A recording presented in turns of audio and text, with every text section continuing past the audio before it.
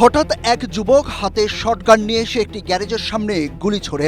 প্রথম দেখায় বোঝার উপায় নেই এটি সিনেমা নাকি বাস্তব। তবে এই দৃশ্য কোনো সিনেমার নয়, এটি চট্টগ্রামের রাজপথে ঘটা সন্ত্রাসী শহীদুলের অপরাধের ট্রেইলার।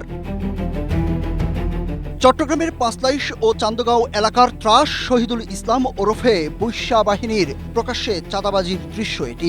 চাঁদা না পেলেই এভাবে প্রকাশ্যে গুলি চালানো কিংবা নিজস্ব টর্চার সেলে নিয়ে মানুষকে নির্যাতন করাই এই বাহিনীর নিয়মিত কাজ। এই দুর্ধর্ষ সন্ত্রাসীকে গত বছরের ২১ ডিসেম্বর অস্ত্রসহ গ্রেপ্তার করেছিল র্যাব। তার বিরুদ্ধে হত্যা, অস্ত্র ও চাঁদাবাজি সহ রয়েছে অন্তত ৩২টি মামলা। কিন্তু আন্ডারওয়ার্ল্ডের গল্পকেও হার মানায় এর পরের অধ্যায়। জীবন অবাক না করলে কে করবে? ২৮% মিল্ক ফ্যাটের অবাক করার সাথে ফ্রেশ মিল্ক পাউডার। জীবন অবাক করুক প্রতিদিন। যে সন্ত্রাসীকে ধরতে আইন শৃঙ্খলা রক্ষাকারী বাহিনীর এত প্রচেষ্টা, সেই বুশ্যা মাত্র ১১ দিনে হাইকোর্ট থেকে একে একে ৩টি মামলায় জামিন পেয়েছে। চাঁদগাঁও থানার ২টি অস্ত্র মামলায় ২ জুলাই এবং সর্বশেষ ১২ জুলাই পাঁচলাইশ থানায় হওয়া একটি হত্যা চেষ্টা মামলায় হাইকোর্ট থেকে জামিন পান শহীদুল।